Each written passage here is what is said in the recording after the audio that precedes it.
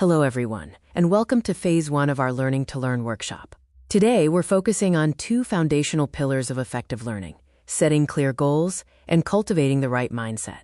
We'll be diving into a powerful combination of techniques, the PQ4R method and Cornell note-taking, to completely transform how you approach your study sessions. Think of this as building a strong foundation for a house. Without it, everything else is less stable. By the end of this presentation, you'll have a structured system to not only learn new material, but to retain it for the long term. So why do we start with goals and mindset? Because a structured approach to learning is essential. Just like you wouldn't start a road trip without a destination in mind, you shouldn't start studying without a clear outcome. This is where our framework comes in. We're combining two proven methods, PQ4R, which gives you a roadmap for tackling any new material, and Cornell note-taking, which provides a system for organizing and actively engaging with the information. Together, they create a powerful 1-2 punch for effective learning.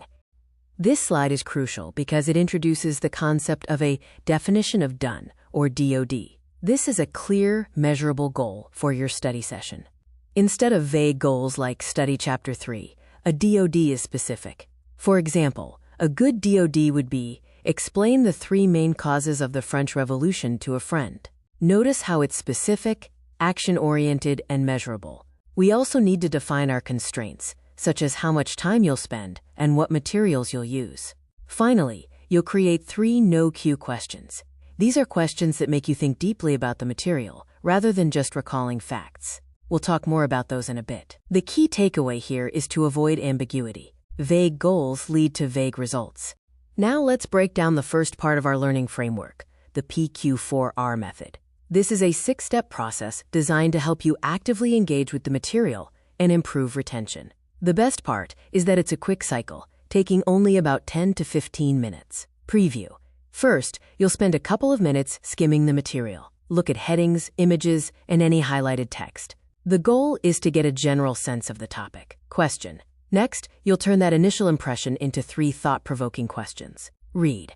Now you'll read the material, but with a specific purpose, to find the answers to your questions. Reflect. This is where you connect the new information to what you already know. Recite. Try to answer your questions out loud, from memory. This is a powerful way to check your understanding. Review. Finally, you'll check your answers against the material and write a short summary. This process works because it forces you to be an active participant in your learning, rather than a passive reader. The second piece of our framework is the Cornell note-taking system. This is a simple yet incredibly effective way to organize your notes. You divide your page into 3 sections: a main notes column on the right, a smaller cue column on the left, and a summary section at the bottom. During a lecture or while reading, you'll take notes in the main column. Afterward, you'll pull out key ideas and formulate questions in the cue column. This is the active part of note-taking. To study, you can cover the main notes section and try to answer the questions in the cue column. It's a built-in study guide. Finally, you'll write a brief summary at the bottom of the page. This forces you to synthesize the information in your own words. Let's look at a practical example of what Cornell notes look like in action.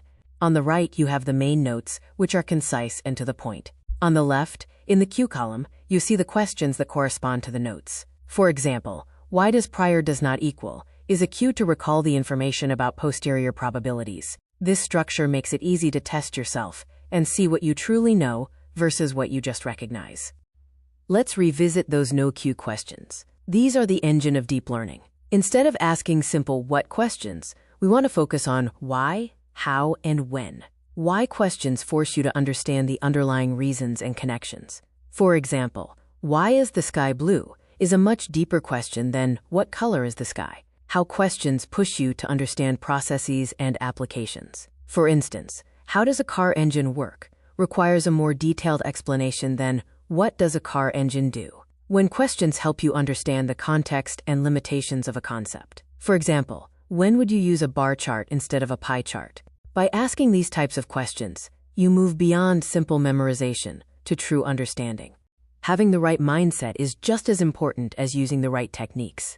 This slide introduces 2 key concepts from learning science. First, we have focused versus diffuse modes of thinking. The focused mode is when you're concentrating intently on something. The diffuse mode is a more relaxed, big-picture thinking style. The key is to alternate between the two.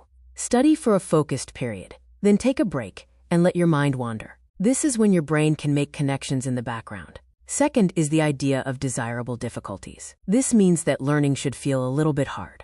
If it feels too easy, you're probably not challenging yourself enough to create long-term memories. Embracing this productive struggle is key to deep learning.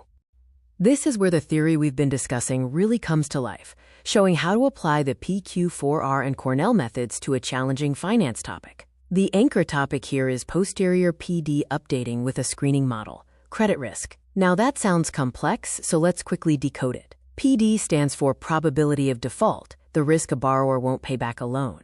The goal is to update this probability using a screening model. Think of it like this. A doctor has an initial guess about a patient's health, but after a lab test, they have an updated, more accurate diagnosis. Definition of done. Explain PD update via LR in 3 bullets, plus compute one example from a confusion table. This isn't just study credit risk.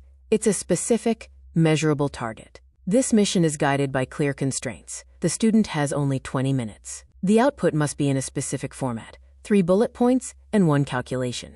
They'll only use 1 note and 1 paper as sources. Now, look at the engine of this study session, the 3 no-Q questions. First, why is prior PD not equal to raw default rate in a screened sample? This question gets at the idea of bias. It forces the student to understand that a group of already approved loan applicants is not a random sample of the general population. The riskiest people have already been filtered out.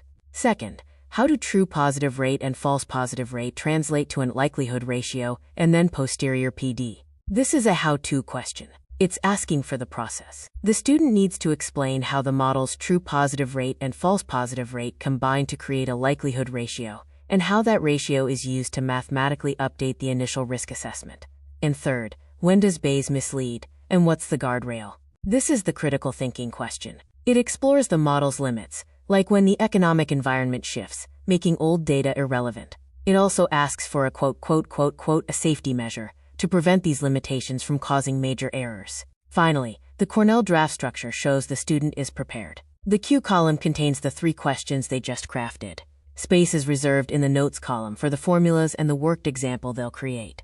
And they've even planned to write a 2-line summary at the end, focusing on the model's sensitivity to change. How do you know if your study session was successful? This slide gives you a simple self-assessment tool. After your session, cover your notes and try to answer your 3 questions from memory. If you can answer them with at least 80% accuracy, you're on the right track. If not, it's a signal that you may need to revise your questions or spend more time on the material. This immediate feedback loop is essential for making progress. The methods we've discussed today aren't just good ideas. They're backed by science. This slide points you to 2 of the leading experts in the field of learning, Barbara Oakley and Robert Bjork. Barbara Oakley's work on learning how to learn is fantastic for understanding the practical neuroscience behind effective study habits. Robert Bjork's research on desirable difficulties explains why we need to challenge ourselves to learn effectively. I highly recommend checking out their work to deepen your understanding of these concepts. Now it's your turn to put this into practice. This slide gives you a quick 6-minute task to create your own definition of done and set up a Cornell Notes page. The goal is to get you comfortable with the process. Remember to make your DoD specific and to craft 3 why, how, or when questions. This is your first step toward more effective and efficient studying.